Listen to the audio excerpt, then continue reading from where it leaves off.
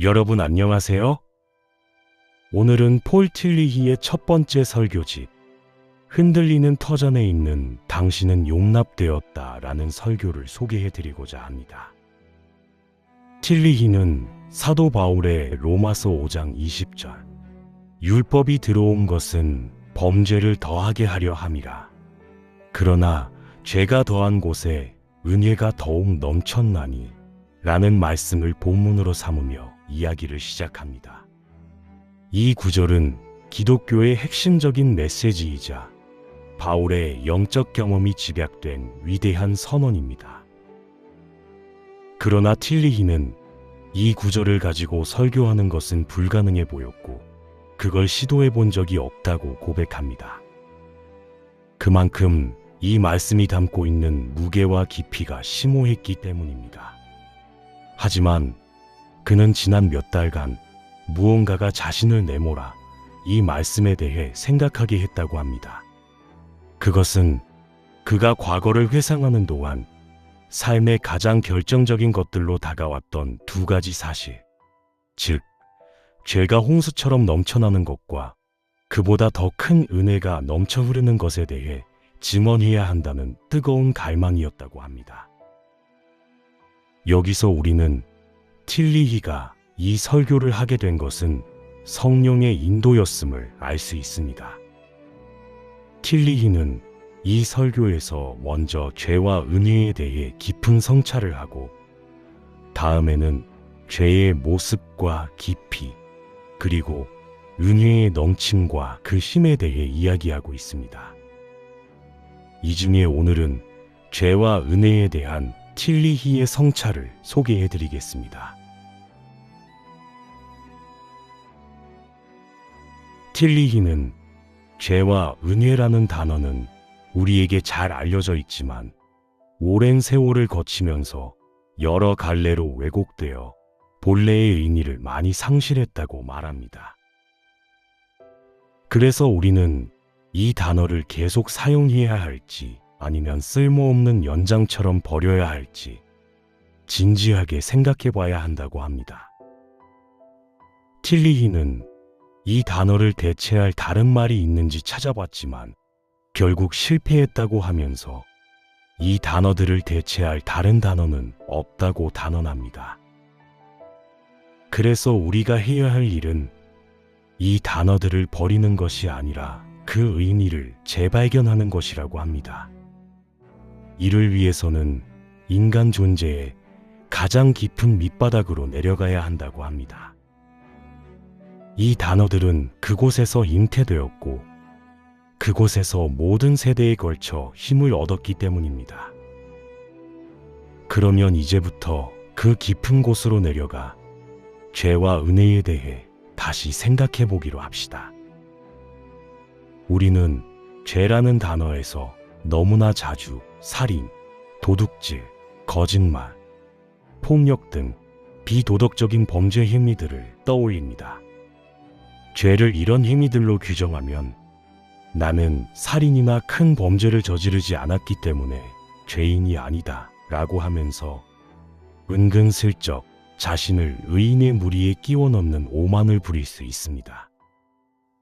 자신이 큰 범죄를 저지르지 않았다는 것만으로 자기를 의인이라고 단정할 수 있을까요? 그러면 작고 사소한 죄스러운 행위들은 어떻게 설명해야 할까요? 따라서 죄라는 단어는 어떤 비도덕적인 범죄 행위들을 의미하는 것이 아니며 그렇기에 죄들이라는 복수형으로 사용될 수 없는 것입니다. 그러면 죄란 무엇을 의미하는 것일까요? 죄는 우리의 삶을 뒤덮고 있는 근원적인 문제입니다. 그러고 보면 죄라는 단어는 참 이해하기 어렵습니다. 그래서 틸리히는 죄의 의미를 이해하는 데 유용한 단어를 제시합니다. 그것은 바로 분리라는 단어입니다. 분리는 우리 모두 쉽게 경험하는 것이기 때문에 죄를 이해하는 데 도움이 됩니다. 단어의 뿌리를 보더라도 죄라는 단어와 분리라는 단어는 어근이 동일합니다. 따라서 죄의 상태에 있다는 것은 분리의 상태에 있다는 것과 같다고 볼 수 있습니다. 분리는 모든 존재의 근원인 하나님과의 분리, 개별적인 사람들과의 분리, 마땅히 되어야 할 자기 자신과의 분리, 세 가지로 나누어 볼 수 있습니다. 이 같은 세 가지 차원의 분리에서 자유로울 수 있는 사람은 아무도 없습니다. 이 같은 분리는 사실 아담과 하와가 선악과를 따먹고 하나님과 분리된 데서부터 시작된 것입니다. 그 후손인 인간은 분리된 상태에서 벗어날 수가 없게 되어 있습니다. 그러니까 운명적으로 분리의 상태, 곧 죄의 상태에 놓여진 것입니다. 이것을 바울은 로마서 3장 9절에서 그러면 어떠하냐? 우리는 나으냐? 결코 아니라 유대인이나 헬라인이나 다 죄 아래에 있다고 우리가 이미 선언하였느니라 라고 하여 모든 인간은 예외 없이 죄 가운데 있다고 선언합니다. 이것은 tilli기가 하나님과의 분리된 상태에 있는 것을 죄의 상태에 있다고 한 것과 일치합니다. 또한 우리는 자신이 바로 그 죄의 상태, 즉 분리의 상태에 빠져 있음을 알고 있습니다. 다시 말하면 우리는 그것과 결합해야 하는 그 무언가로부터 분리되어 있다는 것을 깨닫고 깊은 죄책감을 느낍니다. 이것이 바로 우리가 짊어진 죄의 무게입니다. 분리에는 죄책이 따라오기 마련입니다. 이 같은 분리와 죄책이 죄라는 단어의 의미를 이루며 이것은 우리의 피할 수 없는 운명입니다.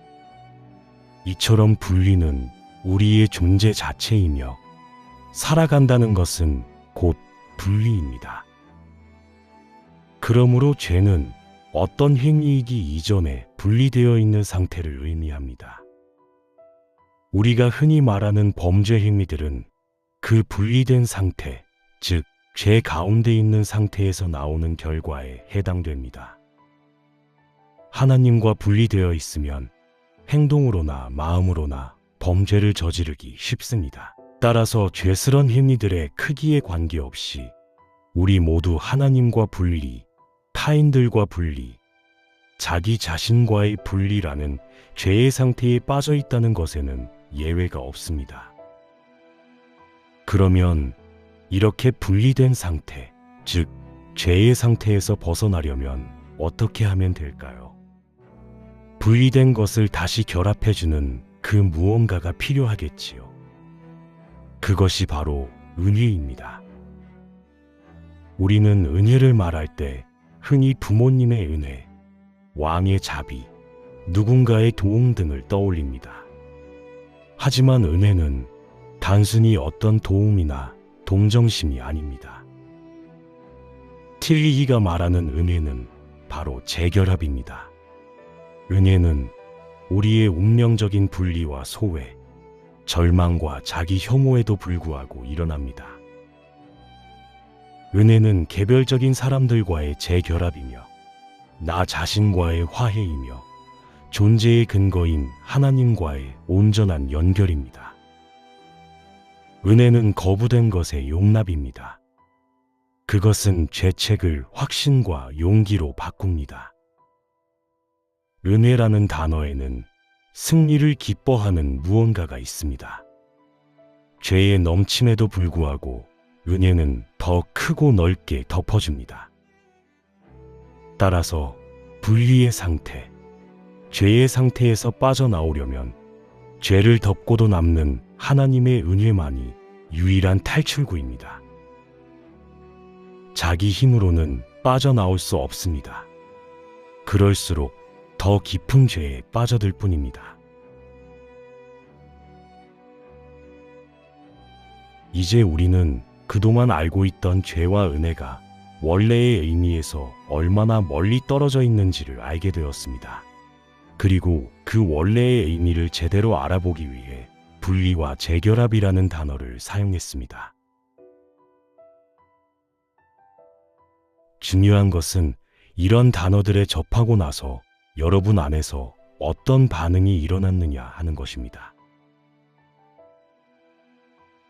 지금까지 나쁜 행동 안 하고 착하게 살아왔다면 그런대로 잘 살아왔다고 할 수 있습니다.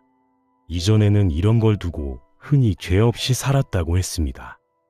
그러나 죄의 의미를 알고 나면 여전히 죄 가운데 있음을 인정할 수밖에 없습니다. 사실 하나님과 분리된 상태로, 타인과 분리된 상태로, 나 자신과의 분리된 상태로 지낸다면 우리는 언제 무너질지 모릅니다. 이것을 알고 나면 정신이 번쩍 들지 않을까요? 지금이라도 분리된 상태, 죄의 상태에서 빠져나와야겠다는 생각이 들지 않을까요? 그래서 죄보다 더 큰 은혜를 구해야겠다는 생각이 들지 않을까요? 그렇다면 여러분은 바로 그 은혜 안에 이미 들어온 것입니다. 이상으로 틸리히의 당신은 용납되었다라는 설교 중에 죄와 은혜에 대한 해석을 소개해드렸습니다. 다음 시간엔 죄의 모습과 깊이에 대해 말씀드리겠습니다. 구독과 좋아요로 격려를 부탁드립니다. 시청해주셔서 감사합니다.